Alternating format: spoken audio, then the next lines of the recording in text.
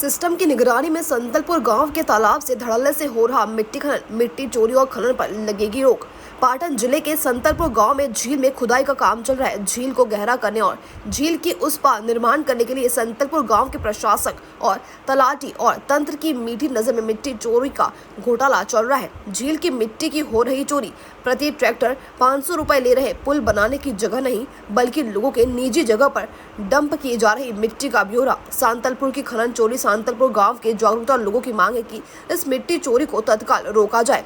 सांतलपुर गांव के लोगों ने पाटन खदान खनिज विभाग से उचित जांच कराने और दोषियों को कड़ी सजा देने की मांग उठाई है।